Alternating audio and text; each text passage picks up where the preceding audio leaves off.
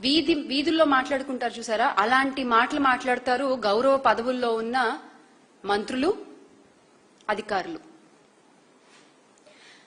ఇక మహిళా రిజర్వేషన్ల గురించి చాలా ఇంట్రెస్టింగ్ టాపిక్ మాట్లాడారు తెలుగుదేశం పార్టీ వర్కింగ్ ప్రెసిడెంట్, గౌరవ విద్యాశాఖ మంత్రి గారు, సకల శాఖ మంత్రి గారు నారా లోకేష్ గారు.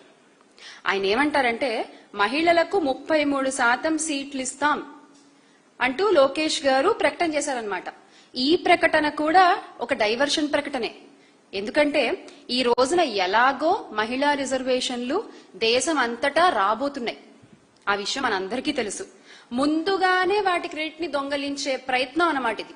అంటే ఎలాగో దేశమంతా ఈ మహిళా రిజర్వేషన్ బిల్లుపై ఏకగ్రీవంగా ఉంది,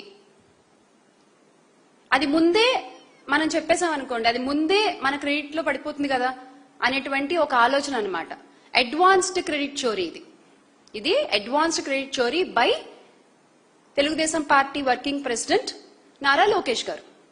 అసలు మీరు మహిళల గురించి మాట్లాడే ముందు ఎన్నికల్లో మహిళలకు ఇచ్చిన హామీలు ఏమయ్యాయి చెప్పండి. అసలు ముందు వాటి గురించి మాట్లాడుకుందాం. ఆ తర్వాత మీరు మహిళల గురించి, మహిళా రిజర్వేషన్ల గురించి, మహిళల భద్రత గురించి మాట్లాడుతారు. కానీ ఆడబిడ్డ నిధి అన్నారు. 18 నుండి 59 ఏళ్ల వయసున్న మహిళలకి ప్రతి నెల 1500 రూపాయలు ఇస్తాము అన్నారు.